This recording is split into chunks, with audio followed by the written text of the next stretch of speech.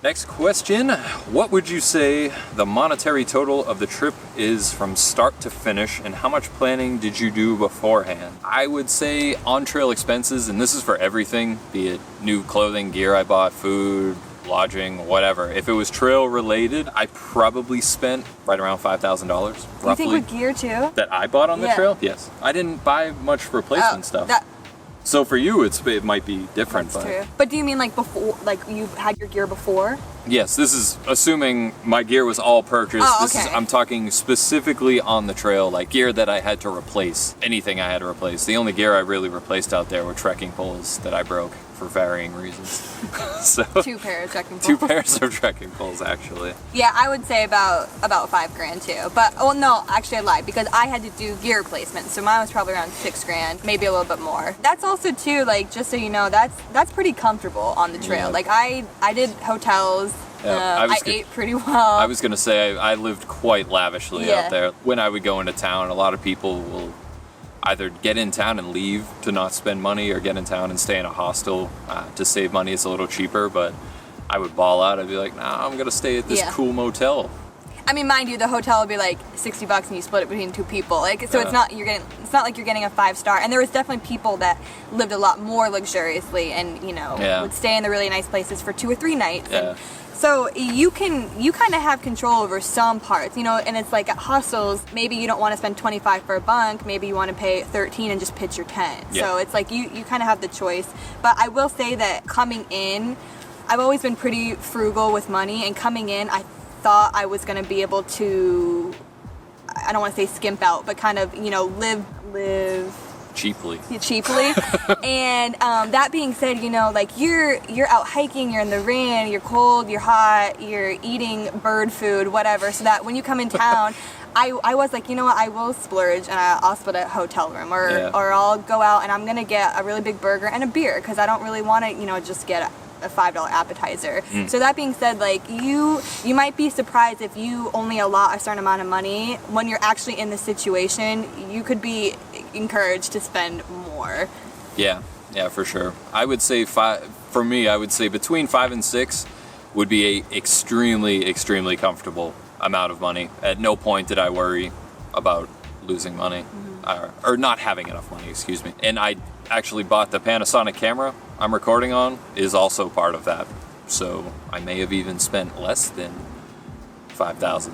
So I'll try to do an entire video. A lot of people requested of my actual like budget. Like I'll try to split it up. I'll try and go back, you know, on the credit card, cry a little bit, but you know, try to split everything up as best I can and see if I can figure out totals. But and I'll just add too that that's not considering if you have expenses at home. So like you were still paying rent, right? Or if you have a car payment or a phone payment or a mortgage or student loans, that's all going to be additional. Just to be clear, because I feel like some people might have a question about that. Yeah, this was all just on-trail expenses of some sort. Planning, how much planning did I do beforehand? As far as gear, I did plenty. You know, I researched what works for me. Yeah, I literally did a lot. Found what worked for me and I stuck to it. I hike in the Whites a lot. I was very familiar with that terrain. So I knew if it worked well for me in the Whites, it's probably going to work well for me everywhere else on the trail. And luckily, that was correct. And as far as anything else goes, I didn't really plan anything. And that was advice given to me by other thru hikers. As far as like planning what's going on the trail, don't plan anything. I'm telling you right now, it's not worth it. It really isn't. Take everything as it comes. Like people who have like full itineraries, that's insane to me. You never know how you're gonna feel one day to the next. So like, you have something like, oh, I'm gonna do 15 miles the first day and 10 the next day. No. Or where you're gonna eat or where you're gonna stay. Yeah, just wing it, man. That's what multiple thru hikers had told me beforehand. And I'm 100% happy that I followed that. I know some guy left some comment like on one of the videos. I don't even remember what it was about. I think I said something about not even knowing the Blue Ridge Parkway was there or something. And he was like insulted. Like, how do you not know that? You must not have prepared well. You're right, I didn't prepare at all. I didn't look anywhere I was going until I was going there. That's my suggestion. I'm sticking to it. It makes everything just kind of whatever. You live by whatever you feel like going out there. Don't live by like the oh, gotta go here, gotta go here, gotta go. No, you don't gotta go anywhere. Go wherever you feel like that day. But can I just add something? Of course. I feel like you kind of have like a opposition to doing reservations and stuff like that. True. And sometimes there were a handful of times, you know, probably literally only 5 times, that you did need reservations to go somewhere. And it's just like, you know, in the beginning when it was super crowded, there was one time that the first week I really wanted to get off and go to the hotel. Every single place in like the 2 towns that were by the trail were just completely booked. Yeah. And then it would be things like in the Whites, that's such a popular area that we wanted to stay at a hostel, and we're like, oh, we'll just show up and blah, blah, blah. But like, it's your best plan to the day before kind of call and like reserve a bunk. So if you can, like, yeah, by all means don't plan every single second, but just know that you might have some disappointments if you show up to a hostel and be like, what do you mean you're all full? But that you also didn't make a reservation. Yeah, so. if you're going to town or something, like, I'm just saying, like, on the trail, you know, say you're like planning, I'm doing 15 no matter what. Oh, yeah. But let's say you go 10 and you find this epic camp spot next to some ridiculous whatever. And, you know, when you go in town, like, definitely, you know, if you can reserve a spot for sure. Oh, yeah, that's a good point. I guess that's 2 different things. And I would almost say, a lot of places will say they'll give you the hiker rate. I would almost say not to tell them you're a hiker, because I feel like they give you the hiker room, which is, that is true. Typically a little bit grosser than the other rooms. To me, it never mattered because I don't care, but to some people, they get very offended by that. Yeah. So, but I think that answers the question. Next question, what section mileage made you want to quit the most, and what made you push through? That's super easy for me.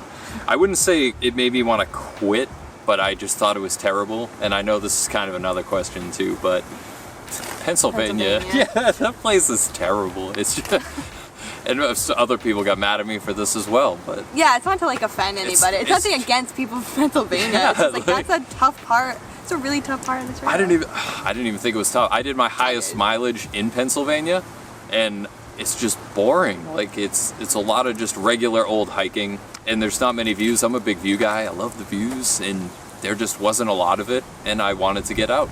So I pushed really high mileage days to get out of there. So for me, it was also Pennsylvania, but for a little bit different. And looking back, like it's kind of like the stigma. Like everyone's like, oh yeah, Pennsylvania is the worst part. And I'm really convinced, like for me, it wasn't really anything with Pennsylvania. It was like where I was at in my hike, where I was mentally and physically. My ankles hurt so bad, my feet hurt so bad. It was hot out. It was like in the 90s and humid. The rocks were killing me. I think it was just like everything mentally and physically at that point in my hike made me kind of negative about Pennsylvania. But I have met people that are like, no, I didn't think it was that bad at all, or I really liked it. And so to each their own. But for me, if I look back on my hike, that stretch in Pennsylvania was just so tough mentally and physically because of the rocks and the heat and the pain. Mm-hmm. It was pretty tough. How tough was the toughest mile, and what made it so tough? So for those that don't know, the toughest mile is the Mahoosic Notch in Maine. It's considered by many the toughest mile of the trail. And what made it so tough? I personally didn't think it was tough at all. Yeah. Did you? It was challenging, but it was fun. It was so much fun, and like we had a really good group. Yeah. His girlfriend and friend came out and did it with us, and yeah, we had a great time. Like I can't really show. If you watch the video of the Mahoosic Notch, I cut out a lot of the audio and video from the trail because a lot of it was just us being stupid and swearing and laughing at each other. But yeah, there's some like crevasses and stuff you gotta like go through, like almost like little caves and stuff. There's some little jumps and it's fine. It's really not that big a deal. It's more fun, I think, than most people will let on. So no, we also just waved in the middle of the video. Hey, we also had really good weather for it too, and you know that probably played a role and stuff. It's funny because in the guidebook it actually says for Mahoosic it was like the most difficult mile, or to some the most fun, and I really agree with that because we just had it took us what, an hour and a half? Yeah. Hour and 45 minutes. No, maybe? It wasn't even that long. We got through real quick. Yeah, but you're like taking your pack off and you're climbing through stuff, and we were just laughing. And there were some moments that like my heart was racing, but I don't think anyone else was really. Yeah, it was fun. I think it was 45 minutes that we went through. Yeah. I don't know. And racing from being scared, not from it being like physically tough necessarily. It was just kind of like, ooh, that's steep, or that's a big drop, or whatever. That's the toughest mile. Not that tough. Next question, did you have extra power for your camera and phone? I did, and I had a lot of it. I will go over my whole electronics thing in a gear video, but I had two 13,000 milliamp hour batteries. So I had those for powering my phone, and I also had extra camera batteries too. So I had more than enough power to typically last well over a week. And you had I just had a power bank, yeah. That's another thing I also replaced though. Because my first one only charged my phone one time, and if you're out for a week at a time, 7 or 8 days, just kind of tough to only have 2 charges, so. Yeah. Next question, how does one go about taking the time off of work to hike the AT? It was extremely easy for me, actually. I won't go too much into detail as far as what I do. I work in IT, and I requested a leave of absence and was granted it. So yeah, that's how needless to say, it was unpaid. So it was just essentially go do this thing. And the people I work with, my bosses, were extremely supportive and were like, yeah, do it. That's awesome. So yeah, and I came back and was at work less than a week once I got home from the trail. So it's back on the job. Felt a little weird, but we'll talk about that later. Yeah, and I was fortunate because I was able to set myself up so that I could leave. I graduated from school, and instead of getting a teaching job right away, I was substitute teaching so that I didn't have to, be locked into a contract or anything like that. And then so I was just substitute teaching, nannying, doing kind of flexible jobs so that I could still work and save up money, but that come time, to leave in April, it wasn't so disruptive to need a replacement or ask permission necessarily or anything like that. So I know that's kind of a exception.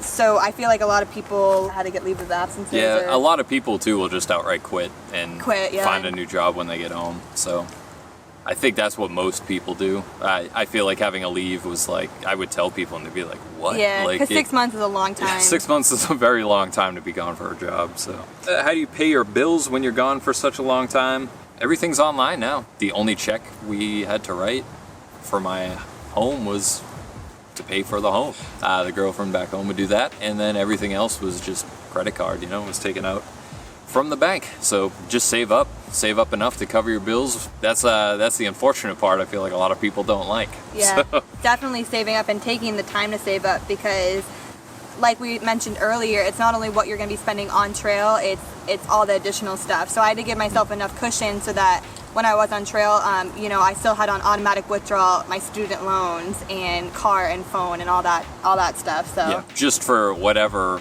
I had when I left, saved up enough to cover everything I had at home for 8 months, 9 months. So I was more than good to go. I would definitely try to have a cushion for paying your bills, especially if you have no job lined up when you get home. You don't want to get home and be like, oh God, what am I going to do? I have no money. So